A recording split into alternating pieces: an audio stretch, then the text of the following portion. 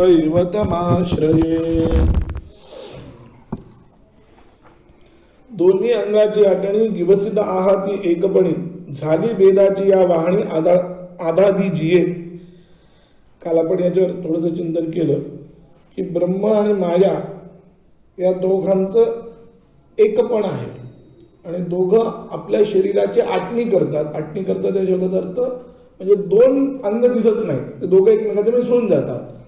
तर इथं जो भाव अभिप्रेत आहे तो असा आहे की प्रकृती आणि पुरुष किंवा ब्रह्म आणि माया यांच्यामध्ये माया ही विशेषण आणि ब्रह्म हे विशेष्य. तर या दोघांचं अधिष्ठान शुद्ध ब्रह्म आहे, शुद्ध चैतन्य दोघांचं अधिष्ठान आहे. आता या दोघांच्या म्हणजे ब्रह्म शुद्ध चैतन्याच्या अधिष्ठानावर या दोघांचं विशेषण विशेष भावापन्न असं एकत्व, तादात्म्य ज्याला म्हणतो, एकत्व म्हणण्यापेक्षा तादात्म्य, ते तादात्म्य जे आहे ते असं आहे की दोघंही विशेषण विशेष भावापन्न आहे. आणि ते दोघं काय करतात तर या दोघांच्या एकपणापासून हे संपूर्ण जगताचं भेद झालेला आहे. सगळं जग जो निर्माण झालं त्या दोघांच्या एकपणात, सगळ्या ओळीमध्ये विषय तोच आहे. आतापर्यंत आपण जेवढे ओव्या वाचल्या त्या सगळ्या ओव्यामध्ये विषय तोच आहे, फक्त प्रत्येक वेळेस वेगवेगळं सांगितलं. आता या ओवीमध्ये त्यांनी थोडा अलंकारिक भाषेत सांगितलं. इथं विरोध अलंकार नावाचा एक अलंकार आहे. साहित्यामध्ये अलंकारशास्त्रात काव्यामध्ये अलंकार असतं ना, श्लेष वगैरे, त्या अलंकारात एक दोन प्रकार आहेत, एक शब्द अलंकार आणि एक अर्थालंकार. शब्दालंकार जे असतात ते शब्दांच्या ज्या प्रक्रिया असतात त्याला धरून केले जातं, म्हणजे शब्दांसारखं यमक वगैरे जे आहे ते शब्दालंकार असतं. टला ट आलं की ते अनुप्रास अलंकार होतो. ट ठ ठ एकच अक्षर घेऊन जर बोललं, संस्कृतमध्ये अशा भरपूर रचना केल्या, पण शब्दालंकारापेक्षाही जास्त सरसता जी आहे ती अर्थालंकाराला असते. काव्याचं जे काव्यत्व आहे ते काव्याचं लक्षण करत असताना काव्य प्रकाशकार मम्मटांनी एक चांगलं लक्षण केलंय. ते म्हणाले तददोषौ शब्दार्थौ सगुणा वनलंकृती पुनः क्वापी, असं एक त्यांचं लक्षण आहे. म्हणजे अदोष दोषरहित असे जे शब्द आहेत, जे गुणसहित आहेत आणि अलंकारसहित आहेत, अशा शब्द आणि अर्थांना, शब्दार्थ दोघेही पाहिजेत, म्हणजे दोष हा शब्दातही असता कामा नये, अर्थातही असता कामा नये. त्याच्यानंतर गुण हे शब्दातही असला पाहिजे, अर्थातही असला पाहिजे.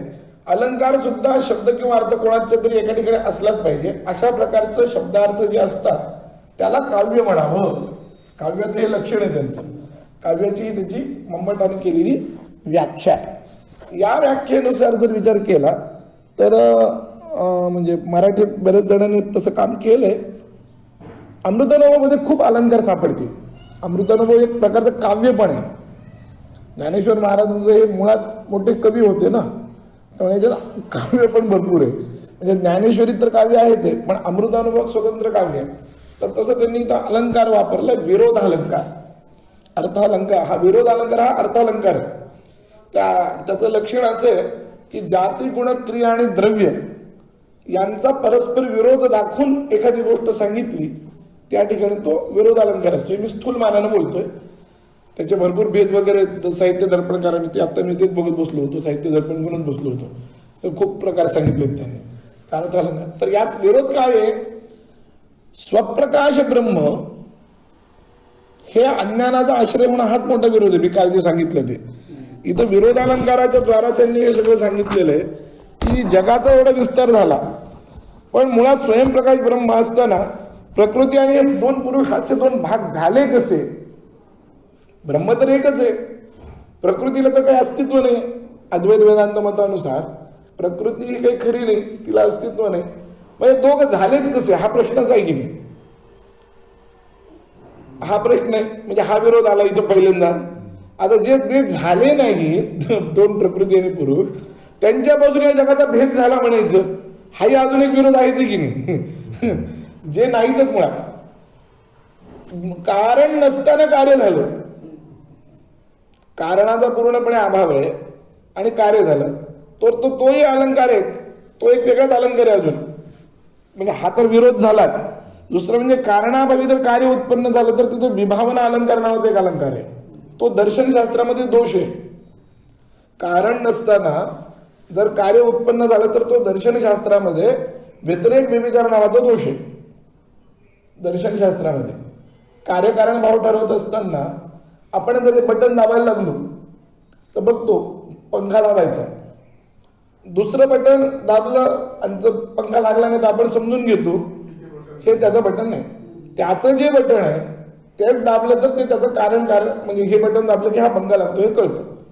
समजा असं म्हणत असताना दुसरं हे बटन आहे म्हणून ज्यावेळेस आपण सांगतो आणि ते त्यावेळेस ते दाबल्यानंतर लागत नाही, याचा अर्थ ते त्याचं कारण नाही. म्हणजे काही वेळा काहीच नसताना जर लागलं तर आपल्याला आश्चर्य वाटतं की नाही. मग याचं कारण काय, कोणतं बटन आहे बाबा, 5-10 बटन आहे, या 5-10 बटनात एकही बटन पंख्याचं नाही आहे, ते लावलं तर पंखा लागला नाही आणि मग ते बंद केले आणि काही नसताना दुसरं कुठून तरी कोणीतरी दुसरीकडे बटन बंद केलं तर आणि चालू झालं तर आपण त्याच्या कारणाचा शोध घेतो. आणि समजा जर कोणी म्हणलं की नाही याला बटनच नाही आहे तर ते आपल्याला पटत नाही, आहे की नाही. याला बटन कसं नसणार, बटन असलं पाहिजे. आणि समजा असं काही घटना घडलीच तर याचा अर्थ झाला की कारणाभावे कार्योत्पत्ती, म्हणजे मग हे याचं कारण नाही हे सिद्ध होऊन जातं. औषधं घेतले आणि जर रोग निवृत्त झाला नाही तर काय होतं, तो कार्यकारण भाव सिद्ध होत नाही. कार्यकारण भाव हा सिद्ध करण्यासाठी 2 गोष्टी आहेत, अन्वय आणि व्यतिरेक. ही गोळी घेतली ताप गेला तर एक, आणि ती गोळी न घेता जर ताप गेला तर मग ती गोळी तर तापाची नाही असं त्याचा अर्थ. गोळी घेऊन ताप गेला पाहिजे, न घेता पण गेला न पाहिजे. न घेता जर गेला तर मग ती गोळी त्या तापाची नाही असं त्याचं म्हणजे हे झालं व्यतिरेक व्यभिचार. तसं आता बघा मुळामध्ये जर चिंतन करायला गेलो आपण दर्शनशास्त्रानुसार हा दोष आहे की मुळात एकच ब्रह्म असताना प्रकृती पुरुष हे भेद झाला कसा हे तर सांगता येत नाही. म्हणजे हाच मुळामध्ये एक प्रकारचा वदतो व्याघात म्हणा, विरोध म्हणा, हा पहिला विरोध. आणि त्याच्यानंतर दुसरं महत्वाचं म्हणजे हे दोघं होऊन पुन्हा यांच्यापासून भेद झाला म्हणून सांगतात. जे मुळातच नाही आहे त्याचा भेद झाला म्हणून सांगतात. म्हणजे काय झालं, अजून विरोध झाला. तर हा अलंकार या ठिकाणी विभावना नावाचा अलंकार आहे, तो साहित्यामध्ये अलंकार आहे. जो दर्शनशास्त्रामध्ये दोष आहे तो साहित्यामध्ये अलंकार आहे. हे एक फार महत्वाचं गणित आहे की कारण नसताना कार्योत्पत्ती झाली. कारण नसताना, जसं त्या साहित्यातलं उदाहरण असं आहे,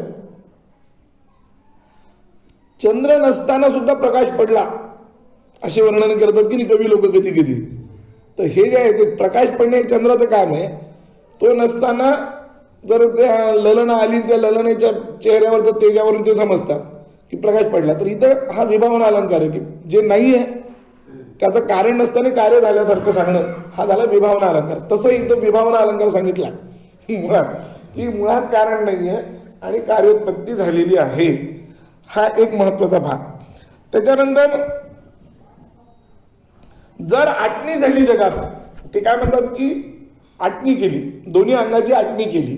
आटणी केली म्हणजे काय, आटवलं. जर एखाद्या काड्यामध्ये अनेक पदार्थ जर आटवले तर ते एक स्वरूपात होतात, बरोबर आहे की नाही. एखादा काढा किंवा एखादा काही पदार्थ आपण असा आटवला तर तो एक रूपानं होतो की नाही. तो एक रूपानं राहिल्यानंतर त्याच्यात भिन्नता येत नाही. घन पदार्थ तयार होतो, एक घन होतात. मग एक घन होत असताना घनवट एक जिनसी स्वरूपानं ते राहत नाहीत आणि भेद निर्माण करतात. हे कसं काय पुन्हा, हाही प्रश्नच आहे की नाही. या ओबीमध्ये सांगितलेले अनेक प्रश्न आहेत, म्हणजे विरोध आहेत हे सगळे. एक वट आहे म्हणायचं एकीकडे आणि एकीकडे ते त्यांचा भेदही म्हणायचं, त्यांच्यापासून भेद झाला म्हणायचं. हे कसं काय, हा एक म्हणजे हा एक विरोध आहे इथं.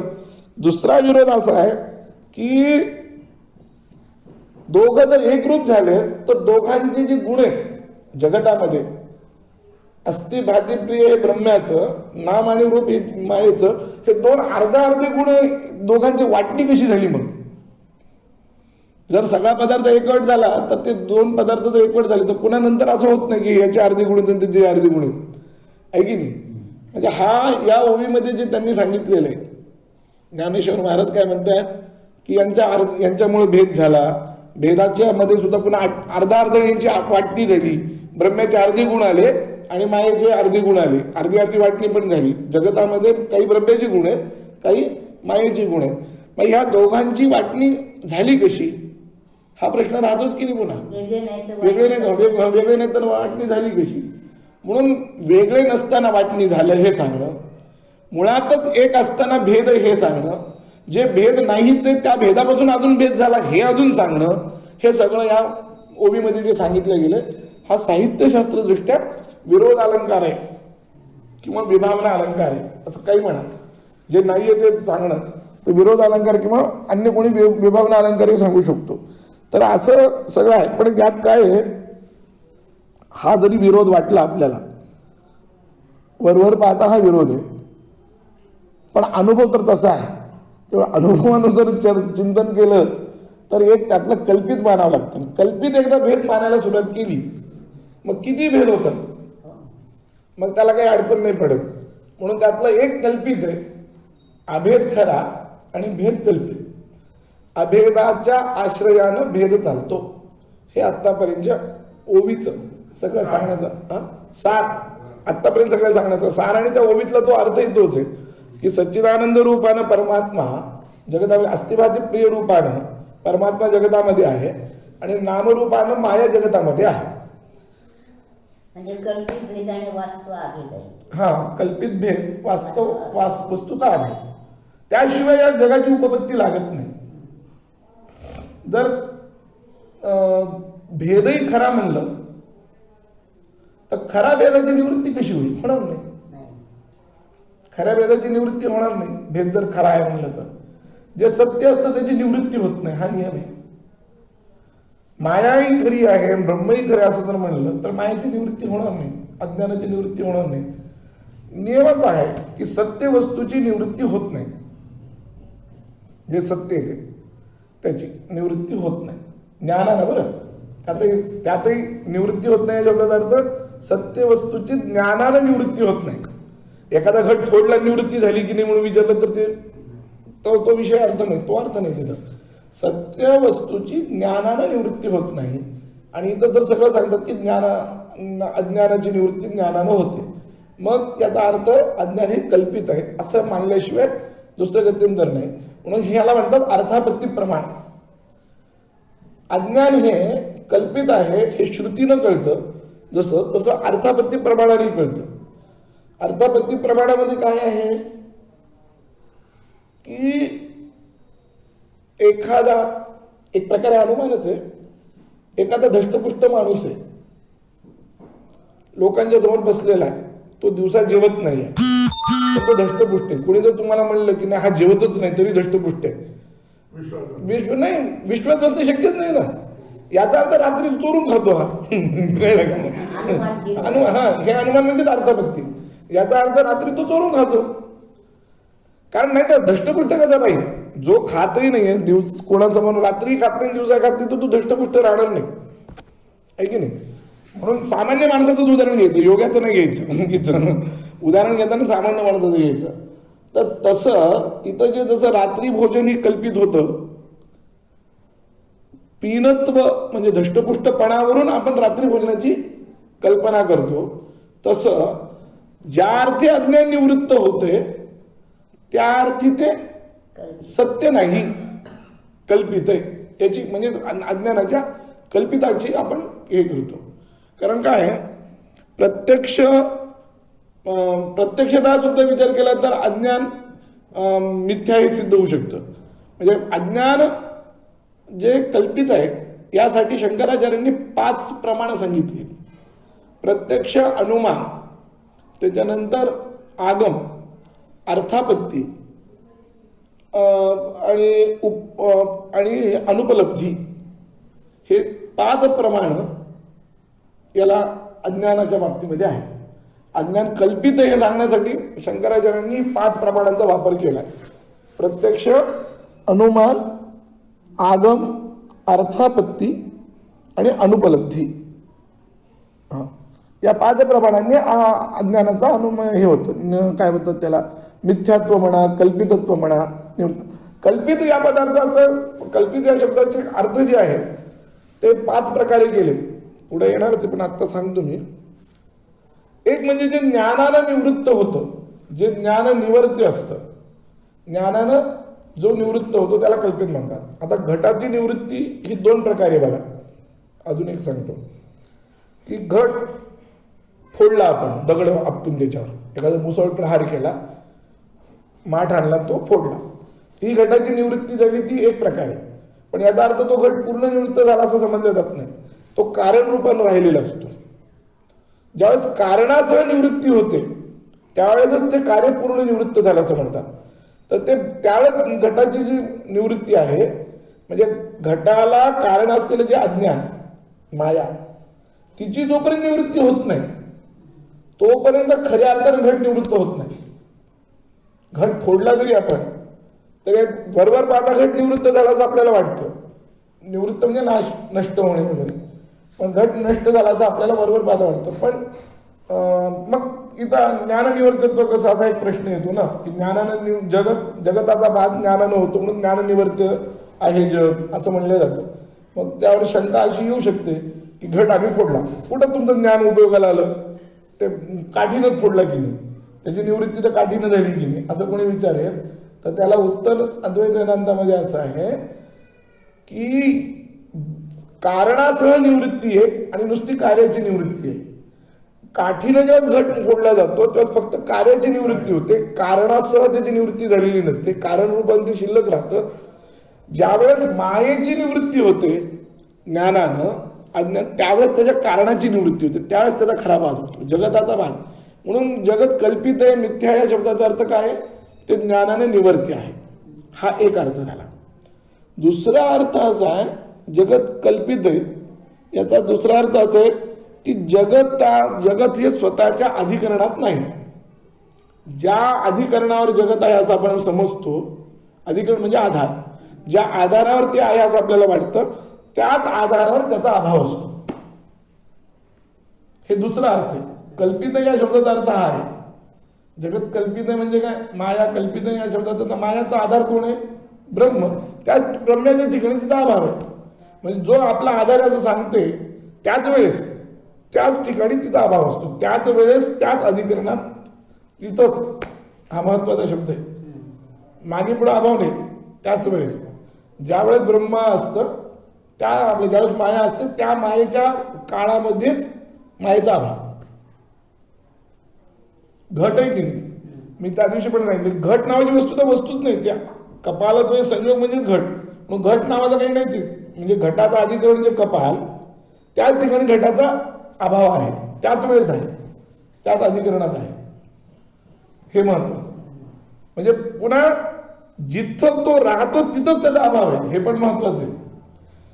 इथं राहतो आणि तिथं अभाव आहे असं नाही, एका वेळी आणि एकाच ठिकाणी, हे दोन्ही महत्वाचे. पुन्हा एका क्षणी, ज्या क्षणी त्याची सत्ता आहे, सत्ता आहे असं आपल्याला वाटतं, त्याच क्षणी त्याचा अभाव असणं ही कल्पित वस्तूची म्हणजे ते कल्पित आहे असा त्याचा अर्थ आहे.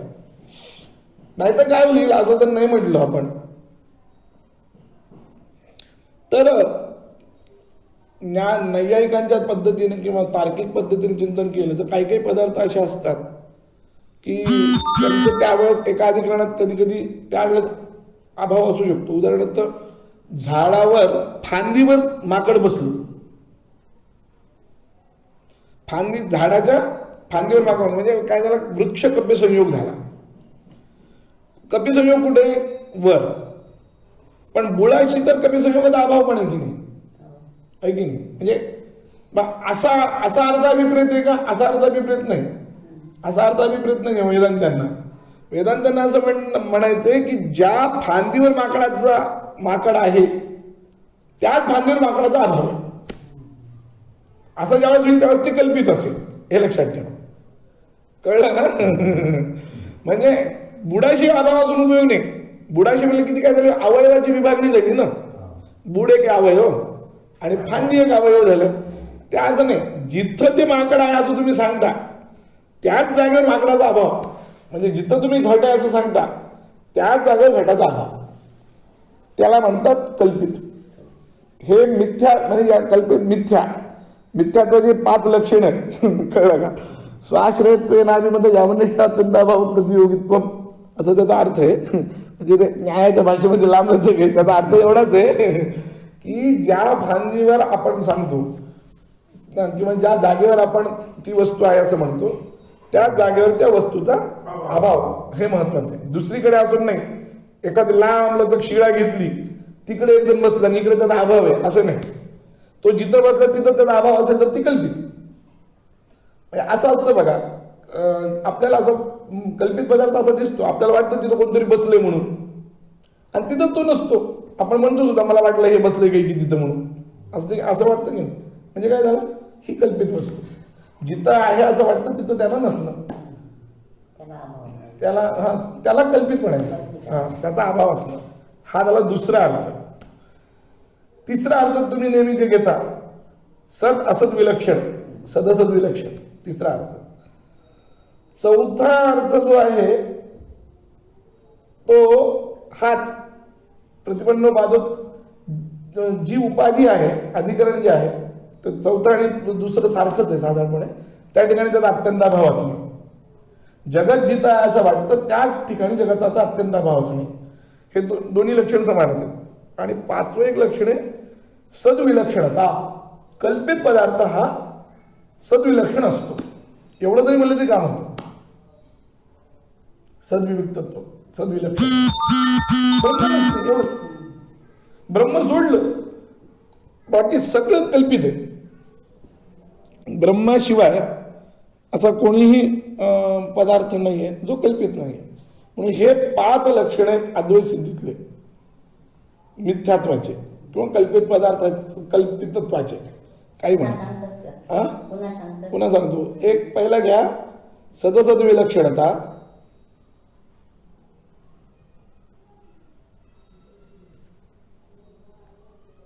दुसरा अर्थ आहे आपल्या अधिकरणात आपला अभाव असणे.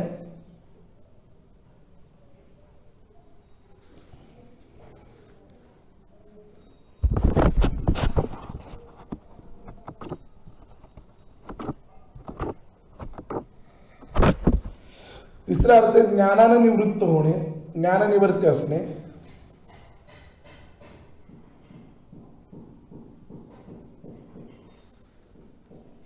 चौथं लक्षण हे दुसऱ्यासारखंच आहे, म्हणून पाचवं लक्षण या सद्विलक्षण असणे. 57 विलक्षण. सत म्हणजे ब्रह्म, ब्रह्माहून विलक्षणता, एवढा एकच धर्म. म्हणून वेदांतांचा अनुमान असे की जे जे ब्रह्मभिन्न आहे ते ते मिथ्या कल्पित आहे. ब्रह्मभिन्न मिथ्या ब्रह्मभिन्नत्वा असं त्यांचं अनुमान आहे. आता इथं हे सगळं जे सांगतात ते एक आहे, दोन आहे, यांनी एकमेकाला शरीर आठवले, अमुक झाले, तमुक झाले, हे सगळं कल्पितावरचीच यांच्या कल्पना आहेत. उत्प्रेक्षा आहेत म्हणा, अलंकार वगैरे वापरून जे कल्पित आहे, म्हणजे माया अनिर्वचनीय कशी आहे ते सांगतायत. अनादि अघटित घटना पटीयसी असं म्हणतात ना. अघटित घटना म्हणजे जे घटत नाही असं आपल्याला वाटतं ते करण्यामध्ये जी पटी आहे, पटीयसी म्हणजे ते करण्यामध्ये निपुण आहे. आपल्याला जे वाटतं असं होणार नाही ते करण्यामध्ये अत्यंत निपुण असतं, म्हणजे ते असलेली जी आहे तिला म्हणतात माया. ते मायाचा अघटित घटना येतो. म्हणजे मुळात नाहीये तर भेद दाखवला, 2 आले हे भेद, त्यांच्या नसलेल्यापासून पुन्हा अजून भेद दाखवला, पण पुन्हा सगळीकडे त्यांची वाटणी पण झाली. हे सगळं मुळातच नाहीये आणि हे सगळं पुढलं सांगितलं. हे सगळं कशाचा प्रकार आहे? हा सगळा मायेचा प्रकार आहे.